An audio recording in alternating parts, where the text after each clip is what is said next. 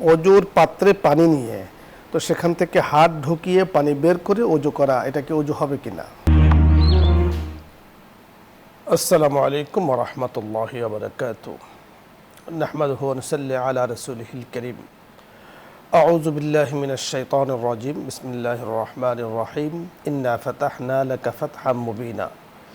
সাদাকাল্লাহুল মাওলানাল আযীম ওয়া সাদাকা রাসূলুহুন নবিয়্যুল কারীম। সুপ্রিয় দর্শক মণ্ডলী, আজ 16ই ডিসেম্বর 2025, মহান বিজয় দিবস। অসংখ্য শহীদের রক্তের বিনিময়ে অর্জিত এই বিজয় ও স্বাধীনতাকে আমরা গভীরভাবে স্মরণ করছি। বিজয় ও স্বাধীনতা ছিল মহান। এখন আমাদের সবার দায়িত্ব, কর্তব্য এই বিজয় ও স্বাধীনতাকে রক্ষা করা এবং দেশকে উন্নতি, অগ্রগতি, সমৃদ্ধির দিকে নিয়ে যাওয়া। তাই আসুন ঐক্যবদ্ধ হয়ে সকলেই দেশের উন্নয়নে কাজ করি। আল্লাহ রাব্বি করিম তৌফিক দিন দোয়া করার জন্যে, যারা দেশের স্বাধীনতার জন্যে, রক্ষার জন্যে জীবন উৎসর্গ করেছেন। রাব্বি করিম তাদেরকে জান্নাতের আলা মাকাম দান করুন এবং দেশের স্বাধীনতা, সার্বভৌমত্ব রক্ষায় যা যা করা দরকার আল্লাহ পাক আমাদেরকে তাই করা তৌফিক দান করুন। দেশপ্রেম এবং বিজয় আল্লাহ পাকের মহা নেয়ামত। আল্লাহ তাআলা সেই নেয়ামত আমাদেরকে দিয়েছেন এবং শুকরিয়া আদায় করার কথা আমাদেরকে বলেছেন। শুকরিয়া আদায় করলে আল্লাহ তাআলা নেয়ামতকে বাড়িয়ে দেন। আজকে মহান বিজয় দিবস, এই বিজয় নিয়ে আরও কথা বলবেন বিশিষ্ট ইসলামী চিন্তাবিদ, লেখক এবং গবেষক, যিনি একসময় খুব ভালো লিখেছেন, মুফতি মুজাহিদ হোসাইন ইয়াসিন, লেখক ও গবেষক, ইসলামিক ফাউন্ডেশন বাংলাদেশ। সাথে আছি আমি আমজাদ হোসেন হেলালি। আসসালামু আলাইকুম ওয়া রাহমাতুল্লাহ। ওয়ালাইকুম আসসালাম ওয়া রাহমাতুল্লাহ। মুফতি সাহেব কেমন আছেন? আলহামদুলিল্লাহ। আলহামদুলিল্লাহ। আজকে 16 ডিসেম্বর, আপনি জানেন, অসংখ্য শহীদের বিনিময়ে, রক্তের বিনিময়ে, জীবনের বিনিময়ে কিন্তু আমরা এই বিজয় পেয়েছি, এই দেশকে পেয়েছি। লাল সবুজের এই দেশকে আল্লাহ রাব্বি করিম এত সুন্দরভাবে কবুল করেছেন, মঞ্জুর করেছেন, যে দেশের মধ্যে আল্লাহ তাআলা নেয়ামত দ্বারা ভরপুর করে রেখেছেন। সুবহানাল্লাহ। রাব্বি করিমের কাছে আমরা আরও কামনা করছি যে আল্লাহ তাআলা যেন আমাদেরকে সবসময় এই দেশকে, দেশের মানুষকে নেয়ামত দ্বারা ভরপুর করেন। তো আমরা বিজয় এবং স্বাধীনতা, দেশপ্রেম, আল্লাহ পাকের মহা নেয়ামত, এ সম্পর্কে আপনার কাছে আমরা বিস্তারিত আলোচনা শুনব। ধন্যবাদ আপনাকে। আমরা শুরুতেই আমরা যারা আমাদের জন্য এই দেশটি স্বাধীনতার ক্ষেত্রে বড় ভূমিকা রেখেছেন, রক্ত দিয়েছেন, জীবন দিয়েছেন এবং যারা গাজী হিসাবে আছেন এখনও, তো আমরা তাদেরকে সবসময় স্মরণ করি, প্রাতঃস্মরণীয় তারা। আল্লাহ তাআলা যেন তাদেরকে, যারা শাহাদাতের মর্যাদা দিয়েছেন, তারা যেন শাহাদাতের মর্যাদা লাভ করেন এবং যারা সব সময় এই বিষয়টাকে সর্বোচ্চ অগ্রাধিকার দেন, তাদেরকেও যেন আল্লাহ তাআলা হেফাজতে রাখেন, নিরাপদে রাখেন। ইসলাম সবসময় মানুষের সামগ্রিক বিজয়কে ইসলাম সবসময় উৎসাহিত করে। ইসলামের মূল মেসেজটাই হলো এটা, কোনো মানুষের শৃঙ্খলে, কোনো মানুষের নিচে বা কোনো মানুষের কবলে সে থাকবে না। ইসলাম সবসময় মানুষের শিরকে উঁচু রাখে। ওয়ালাকাদ কাররামনা বানি আদম ওয়া হামালনাহুম ফিল বাররি ওয়াল বাহরি, সূরা বনী ইসরাঈল। আল্লাহ বলছেন যে আমি মানুষকে সম্মানিত করেছি। একজন মানুষকে আরেকজন মানুষের অধীনস্থ রেখে তাকে সম্মান দেওয়া যায় না, সম্মানিত করা যায় না। একটা হলো কাজের ক্ষেত্রে ছোট বড় থাকে, সেটা হলো একটা শৃঙ্খলা। সেটা আর কি বলে, এইভাবে মানুষকে একটা শাসক দ্বারা বা কোনো ধরনের একটা সিস্টেম দ্বারা মানুষকে আক্রান্ত করা বা তাকে শাসিত করা, শোষণ করা, এটা থেকে ইসলাম সব সময় মানুষকে উদ্ধার করেছে, নাজাত দিয়েছে, মুক্তি দিয়েছে। তো যে কোনো বিজয় আল্লাহ তাআলা দান করেন এবং আল্লাহ তাআলা বলছেন আমার নাসরু ইল্লা মিন ইনদিল্লাহ। পৃথিবীর যে কোনো বিজয় হোক, সেটা একমাত্র আল্লাহ তাআলার পক্ষ থেকে আসে। আল্লাহ তাআলা যদি বিজয়ের ফায়সালা করেন তাহলে বিজয় হবে, না হলে হবে না। আল্লাহ তাআলা বলছেন ইয়ানসুরকুমুল্লাহ ফালা গালিবা লাকুম ওয়া ইয়াগযুলকুম ফামান যাল্লাযী ইয়ানসুরকুম মিন বা'দি। যে আল্লাহ তাআলা যদি তোমাদেরকে সাহায্য করেন, তিনি যদি বিজয় দান করেন, তাহলেই তোমরা গালিব, তাহলেই তোমরা শত্রু দলের ওপর তোমরা বিজয় হবে, তোমরা প্রাধান্য বিস্তার করতে পারবে। ওয়া ইয়াগযুলকুম, আর যদি তোমাদেরকে যদি তিনি পরিত্যাগ করেন, তিনি যদি তোমরা যা চাও তা যদি তিনি দান না করেন, তাহলে কিন্তু ফামান যাল্লাযী ইয়ানসুরকুম মিন বা'দি, তোমরা কিন্তু বিজয় লাভ করতে পারবে না। তোমরা পরাধীনতা এবং পরাজয়ের মধ্যে তোমাদেরকে আবর্তিত হতে হবে। তো এটা আল্লাহ তাআলার একটা বিশেষ দান। ইসলাম সবসময় মানুষকে মানুষের শৃঙ্খল থেকে মুক্ত থাকার জন্য তাকে সবসময় পরিশ্রম করতে বলছে, তাকে সবসময় এই বিষয়ে সজাগ থাকার জন্য বলেছে। এবং দেশপ্রেম যেটা আল্লাহ রসুল সাল্লাল্লাহু আলাইহি ওয়াসাল্লাম বলছেন যে হুব্বুল ঈমান বলছে, হুব্বুল ওয়াতনি মিনাল ঈমান, ঈমানের একটা অন্যতম একটা অঙ্গ, ঈমানের অন্যতম একটা অংশ হলো দেশপ্রেম। দেশকে ভালোবাসা, দেশের জন্য, দেশের স্বাধীনতার জন্য, দেশের সুরক্ষার জন্য, দেশের মানুষের হেফাজতের জন্য সব ধরনের নিজের যা কিছু আসে তা কিছু নিয়ে কাজ করা, এটা হলো ইসলামের অন্যতম একটি দাবি। এবং এই জন্য আল্লাহ তাআলা মুসলমানদেরকে, সেই যদি আমরা বদরের দিকে যাই, যে বদরে কি করেছিল, মাত্র কিছু মানুষ 313 জন, 1000 সংখ্যা, যে সৈন্য সংখ্যা যারা একেবারে তদানীন্তন সময়ের সব ধরনের অস্ত্রে তারা সুসজ্জিত ছিল, আর মুসলমানদের কাছে না ছিল ঘোড়া, না ছিল বাহন, না ছিল তাদের কোনো ধরনের প্রস্তুতি, আল্লাহ তাআলা তাদেরকে বিজয় দান করেছেন। ওয়ালাকাদ নাসারাকুম আল্লাহু বিবদরিন ওয়া আনতুম আযিল্লা, তোমরা ছিল অত্যন্ত কম। সুতরাং বিজয়ের বিষয়টা হলো আল্লাহ তাআলার প্রতি সম্পূর্ণ নির্ভরতা। নির্ভরতা যদি আল্লাহ তাআলার প্রতি না থাকে তাহলে বিজয় আসবে না। আর বিজয় যদি আসে তখন কি করা, ইন্না ফাতাহনা লাকা ফাতহাম মুবিনা লিয়াগফিরা লাকা আল্লাহু মা তাকাদ্দামা মিন যামবিক ওয়া মা তাআখারা ওয়া তুম নি'মাতু আলাইকা ওয়া ইয়াহদিকা সিরাতাল মুস্তাকিম। আল্লাহ তাআলা এখানে স্পষ্ট করে বলে দিয়েছেন যে বিজয় যখন আমি দেব তখন কেন দিব, লিয়াগফিরা, উদ্দেশ্য হলো এটা, তোমরা যাতে আল্লাহ তাআলার কাছে ক্ষমা প্রার্থনা করো, তাহলে আল্লাহ তাআলা তোমাদের কি করবেন, চমৎকার আপনি বলেছেন, নিয়ামত দিয়ে দিবেন তোমাদের। আপনি সূরাতুল আলে ইমরানের 123 নম্বর আয়াত তেলাওয়াত করেছেন। সেখানে রব্বে করিম বলেছেন, ওয়ালাকাদ নাসারাকুমুল্লাহু বিবদরিন ওয়া আনতুম আযিল্লা ফাত্তাকুল্লাহা লাআল্লাকুম তাশকুরুন। আল্লাহ তাআলা সাহায্য করেছেন দর্শক মণ্ডলী বদরের যুদ্ধে মুসলমানদেরকে, মহা সাহায্য আল্লাহ তাআলা কিন্তু সেখানে মুসলমানদেরকে আল্লাহ তাআলা করেছেন।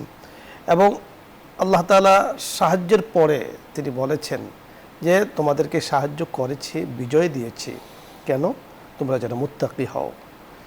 আরও তোমাদের দায়িত্ব কি, লাআল্লাকুম তাশকুরুন, তোমরা যেন শুকরিয়া আদায় করো। তাহলে কৃতজ্ঞতা জ্ঞাপন মহান রব্বে করিমের অনেক বড় নেয়ামা, কৃতজ্ঞতা জ্ঞাপন করা। যিনি মানুষের শুকরিয়া আদায় করেন তিনি আল্লাহ পাকে শুকরিয়া আদায় করেন, যিনি মানুষের শুকরিয়া আদায় করেন না তিনি আল্লাহ পাকে শুকরিয়া আদায় করেন না। এজন্য আমাদের দায়িত্ব এবং কর্তব্য হলো শুকরিয়া জ্ঞাপন করা রব্বুল আলামিনের, যে তিনি মহান বিজয় আমাদেরকে দিয়েছেন। দ্বিতীয় দায়িত্ব হলো ফাসাব্বিহ বিহামদি রাব্বিকা ওয়াস্তাগফিরহু ইন্নাহু কানা তাওয়াবা। আল্লাহ তাআলা বলেছেন সাব্বিহ বিহামদি রাব্বিকা, আল্লাহ তাআলার প্রশংসা, আল্লাহ তাআলার গুণকীর্তন করা এবং ক্ষমা করা, ক্ষমা চাওয়া। আল্লাহ রাব্বুল কারীম আমাদেরকে তৌফিক দান করুন। আলোচ্য যে বিষয়টি নিয়ে আমরা কথা শুরু করেছি, এই বিষয়টিকে বোঝার এবং মহান এই বিজয়কে ধরে রাখতে পারি, ধরে রাখার জন্য ঐক্যবদ্ধ ধ্যান, ধারণা, সাধনা সকল কিছু করার আল্লাহ তাআলা আমাদেরকে তৌফিক দান করুন। দর্শক মণ্ডলী, আলোচ্য বিষয় নিয়ে যদি আপনাদের কোনো প্রশ্ন থাকে অথবা ইসলামের কোনো মাসলা মাসাইল জানার প্রয়োজন হয়, আপনি চাইলে প্রশ্ন করতে পারেন, আমরা চেষ্টা করব কথা বলার জন্য। প্রথমে যিনি আছেন, আসসালামু আলাইকুম ওয়া রাহমাতুল্লাহ। দর্শক নাম বলে পরিচয় দিয়ে প্রশ্ন করুন। ওয়ালাইকুম সালাম। জি, আপনি প্রশ্ন করুন। হ্যালো হুজুর, বলুন। ওযু করা এই মগের ভিতরে বা কোনো কিছু পাত্রের ভিতরে হাত ঢুকে দিয়ে ওযু করা কি সম্ভব? জি, আমরা বুঝতে পেরেছেন প্রশ্নটি। অর্থাৎ অজুর পাত্রে পানি নিয়ে তো সেখান থেকে হাত ঢুকিয়ে পানি বের করে অজু করা, এটা কি অজু হবে কিনা? জি, সুন্দর প্রশ্ন করেছেন আপনি। অজুর সুন্নত হলো আগে আপনাকে আপনার হাতে বা আপনার বিভিন্ন অঙ্গগুলোর মধ্যে যদি কোনো ধরনের ময়লা থাকে, বিশেষ করে কোনো নাপাকি থাকে, সেই নাপাকিগুলো আগে দূর করা, সেগুলো পরিষ্কার করা, পরিচ্ছন্ন করা। আপনার হাতে যদি কোনো ধরনের নাপাকি না থেকে থাকে, হাত যদি পরিষ্কার পরিচ্ছন্ন থাকে, তাহলে অজুর পাত্রে হাত দিয়ে অজু করা যাবে, কোনো অসুবিধা নেই। তবে উত্তম হলো ঢেলে ঢেলে অজু করা, এটা সবচেয়ে উত্তম কাজ। এটা হয়ে যাবে, বাট এটা উত্তম না, অনুত্তম কাজ। সুন্দর বলেছেন। পরবর্তী দর্শক, জি আসসালামু আলাইকুম ওয়া রাহমাতুল্লাহ।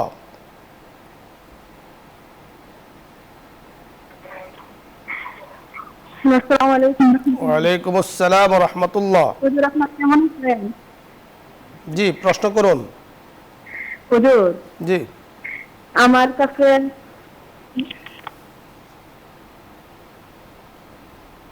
বলুন। পরের দর্শক, আসসালামু আলাইকুম রহমতুল্লাহ। ওয়ালাইকুম আসসালাম রহমতুল্লাহি বারাকাতুহু।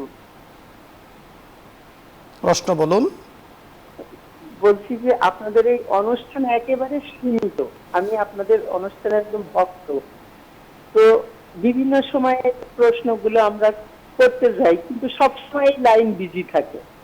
তো আমার দেখা যাচ্ছে আমরা যারা চাকরি করি, আমরা এই সময়টাই স্কুলে থাকি, তো আমরা এই অনুষ্ঠানটা সরাসরি শুনতে পাই না।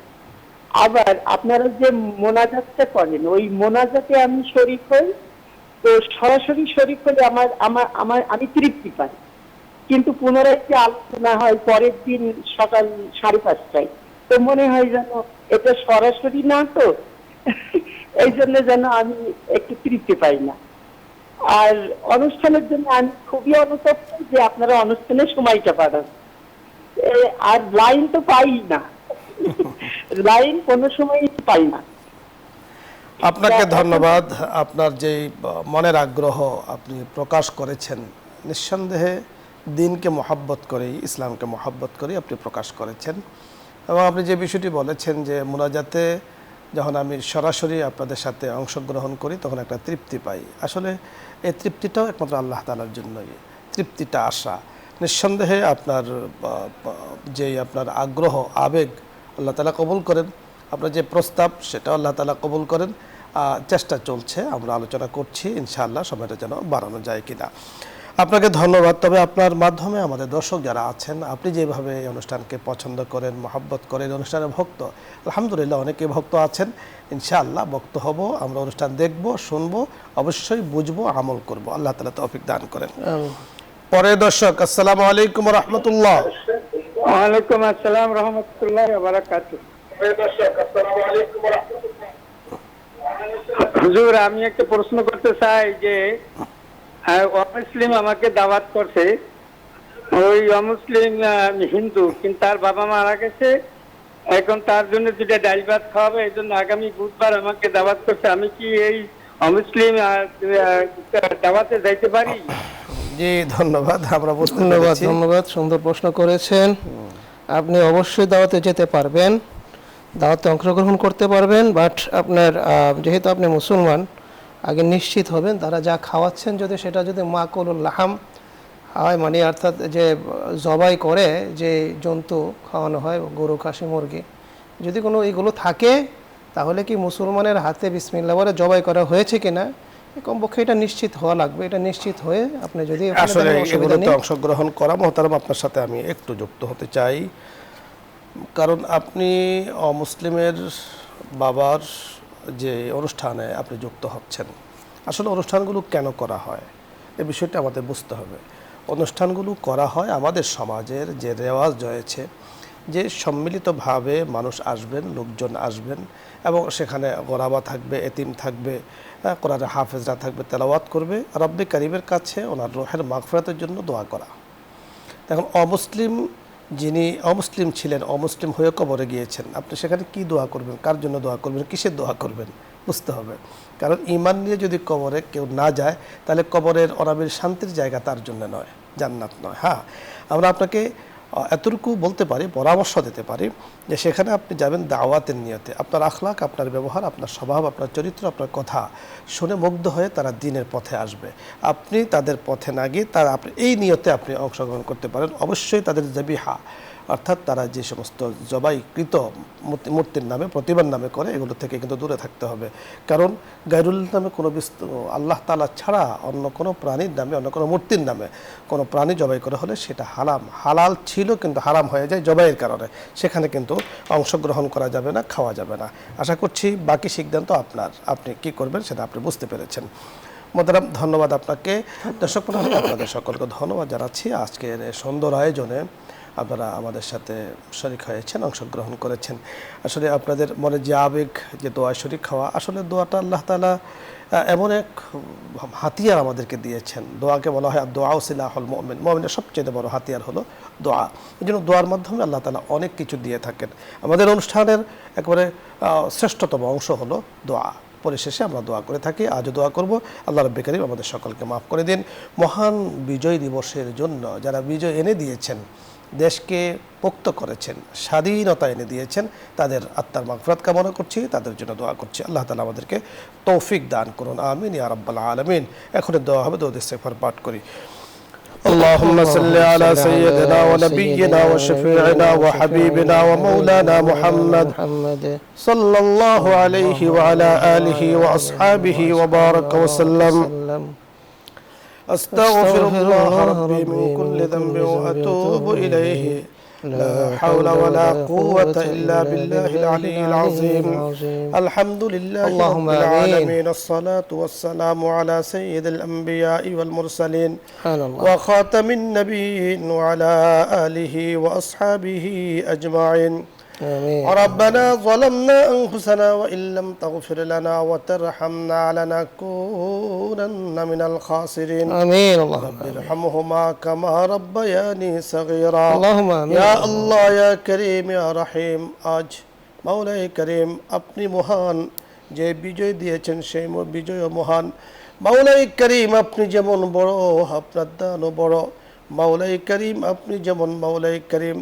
আল্লাহ অসংখ্য অগণিত নিয়ামত আমাদেরকে দান করেছেন, আমরাও অসংখ্য অগণিত শুকরিয়া আপনার জন্য আদায় করছি। মেহেরবানি করে আপনি কবুল ও মঞ্জুর করে দেন। আমিন। বন্দে বেহদ মরখুদায়ে পাকেরা আকে ইমাদত মুশতে খাকেরা। ইয়া আল্লাহ, বেহদ প্রশংসা আপনার জন্য পেশ করছি, শুকরিয়া জ্ঞাপন করছি। মেহেরবানি করে আপনি কবুল ও মঞ্জুর করে নেন। মাওলাই করিম এই দেশের জন্য, দেশের স্বাধীনতা সার্বভৌমত্ব রক্ষার জন্য মাওলাই করিম যারা জীবন উৎসর্গ করেছেন, মেহেরবানি করে তাদেরকে, তাদের পরিবারকে আপনি মাফ করে দেন। যারা শাহাদাত বরণ করেছেন জান্নাতের আলা মাকাম দান করেন, যারা বেঁচে আছেন নেক হায়াত দান করেন। মাওলাই করিম সম্মিলিতভাবে ইয়া আল্লাহ ঐক্যবদ্ধভাবে দেশের উন্নতি, অগ্রগতি, সমৃদ্ধি যেন আমরা এনে দিতে পারি। ইয়া আল্লাহর জন্য মেহনত মুজাহাদা করতে পারি, সেই তৌফিক দান করুন। ইয়া আল্লাহ, যাদের কল্যাণে, যাদের আয়োজনে আজকের সুন্দর আয়োজন, মাওলাই করিম আমরা সুন্দর আপনার শাহী দরবারে হাত তুলে কথাগুলো বলছি। বসুন্ধরা পরিবারকে, চেয়ারম্যান মহোদয়কে, আমরা যারা আছি মেহেরবানি করে আমাদেরকে আপনি মাফ করে দেন। মাওলাই করিম আমাদের সকলকে আপনি মাফ করে দেন, সর্ব অবস্থায় কল্যাণের ফয়সালা করে দেন। আসমানের জমিনের বালা মুসিবত থেকে আপনি হেফাজত করেন। আপনার হাবিবের উসিলায় আমাদের দোয়াকে কবুল ও মঞ্জুর করে নেন। আমিন। বিহুরমতি সাইয়্যিদুল মুরসালিন। الحمد لله رب العالمين.